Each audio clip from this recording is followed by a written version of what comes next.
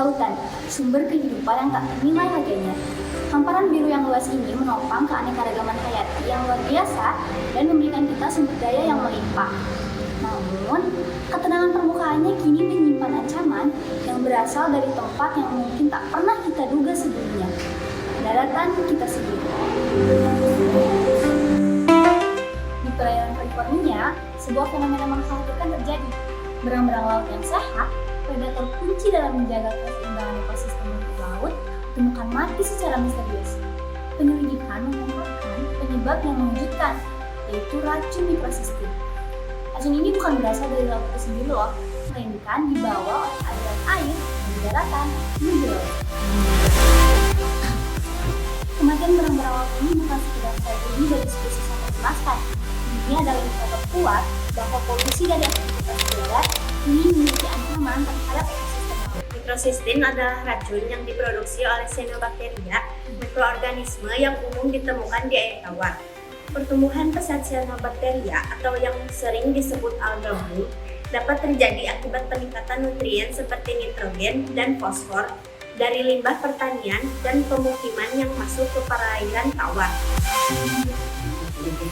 Racun mikrosistem ini kemudian terbawa oleh aliran sungai menuju laut. Fakta bahwa racun air tawar ini mampu mencapai dan merusak ekosistem laut menunjukkan adanya celah besar dalam sistem pemantauan kualitas air kita.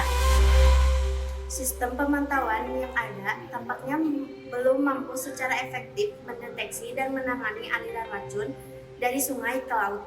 Ini adalah kelemahan mendasar yang harus segera diatasi untuk melindungi ekosistem pesisir dan laut kita. Bahaya mikrosistem tidak hanya mengancam satwa liar. Racun ini memiliki potensi risiko kesehatan yang serius bagi manusia. Mikrosistem dapat terakumulasi dalam tubuh biota laut, terutama kerang-kerangan yang merupakan filter feeder. Ketika kita mengkonsumsi makanan laut yang terkontaminasi, racun ini dapat masuk ke dalam tubuh kita. Proses bioakumulasi ini berarti konsentrasi racun dapat meningkat seiring dengan naiknya tingkatan dalam rantai makanan. Meskipun kita tidak terpapar langsung oleh air yang tercemar, konsumsi makanan laut yang terkontaminasi juga bisa menjadi jalur paparan yang signifikan. Ironisnya, di banyak negara termasuk Amerika Serikat yang menjadi fokus kasus berang-berang laut ini, belum ada regulasi yang ketat untuk mendeteksi keberadaan mikrosistem dalam air maupun makanan laut yang diperdagangkan. Ini berarti masyarakat bisa saja terpapar racun ini tanpa menyadarinya, terutama bagi mereka yang rutin mengkonsumsi hasil laut. Minimnya peraturan dan pemantauan yang secara khusus menargetkan kontaminasi racun dari daratan ke laut adalah masalah mendasar. Kebijakan lingkungan yang ada mungkin belum cukup komprehensif untuk mengatasi ancaman yang kompleks ini. Kita memerlukan regulasi yang lebih kuat dan terintegrasi. Lebih lanjut, pertumbuhan cyanobacteria yang menghasilkan mikrosistem semakin tidak terkendali akibat faktor-faktor seperti perubahan iklim yang meningkatkan suhu air dan intensitas curah hujan, serta peningkatan kandungan nutrien dari limbah pertanian dan permukiman.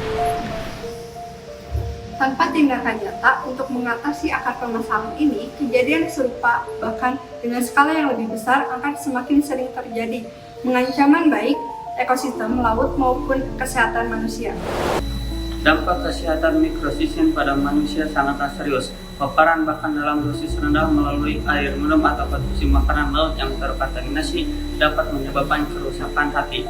Racun ini bekerja dengan menghambat enzim penting dalam sel hati, menyebabkan peradangan dan disfungsi hati. Paparan jangka panjang terhadap mikrosistem juga dikaitkan dengan peningkatan risiko berkembangnya kanker hati, salah satu jenis kanker yang sangat mematikan. Ini adalah konsekuensi jangka panjang yang mengerikan jika kita tidak mengambil tindakan pencegahan. Bioakumulasi mikrosistem dalam makanan laut semakin meningkat risiko paparan bagi manusia. Kita mungkin tidak melihat atau merasakan kontaminasi ini, namun racun tersebut secara perlahan terakumulasi dalam tubuh kita setiap kali kita mengkonsumsi hasil laut yang tercemar. Kurangnya regulasi yang memadai juga berarti kurangnya informasi dan kesadaran di kalangan masyarakat tentang potensi bahaya mikrosistem. Banyak orang mungkin tidak menyadari resiko yang mereka hadapi saat mengonsumsi makanan laut dari perairan yang berpotensi tercemar. Namun, situasi ini bukannya tanpa solusi. Langkah pertama yang krusial adalah pengelolaan limbah dan nutrien yang lebih efektif di daratan. Ini termasuk peningkatan sistem pengelolaan limbah industri dan domestik, praktik pertanian berkelanjutan dengan penggunaan pupuk yang lebih bijak, serta pengelolaan limpasan air hujan yang lebih baik. Pemantauan rutin dan komprehensif terhadap kualitas air tawar dan pesisir laut sangatlah penting. Teknologi pendeteksi mikrosistem yang sensitif perlu diterapkan secara luas untuk mengidentifikasi area yang beresiko dan memberikan peringatan dini. 2. Rehabilitasi lahan basah dan daerah aliran sungai juga mementingkan peran penting.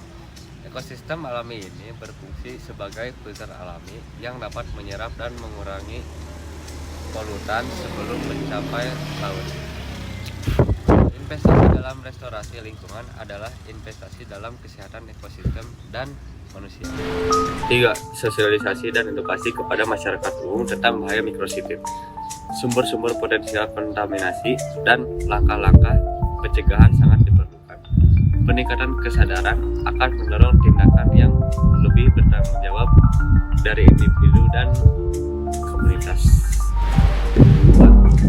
Penelitian dan pengembangan metode alami untuk menghambat pertumbuhan cyanobacteria juga perlu didukung. Solusi biologis yang berkelanjutan dapat menjadi bagian penting dari strategi jangka panjang untuk mengatasi masalah ini. Terakhir, 5 pemerintah dan lembaga terkait perlu mengembangkan dan memberlakukan regulasi yang lebih ketat terkait pembuangan limbah dan penggunaan nutrien, serta melakukan pengawasan dan penegakan hukum yang efektif untuk mencegah terjadinya pencemaran. Kurangnya regulasi dan pengawasan yang memadai telah memperparah situasi ini. Kita tidak bisa lagi menunda tindakan, diperlukan langkah nyata dan terkoordinasi dari semua pihak, pemerintah, industri, komunitas, dan individu. Mari bersama-sama mengambil tanggung jawab untuk melindungi sumber daya air kita. Dukung kebijakan lingkungan yang lebih ketat, laporkan setiap indikasi pencemaran, edukasi diri sendiri dan orang lain tentang bahaya mikrosistem, dan berpartisipasilah dalam upaya pelestarian lingkungan. Masa depan lautan dan kesehatan kita bergantung pada tindakan kita hari ini. Jangan biarkan ancaman tak kasat mata ini merusak keindahan dan keseimbangan alam yang tak ternilai harganya. Saatnya bertindak sekarang juga.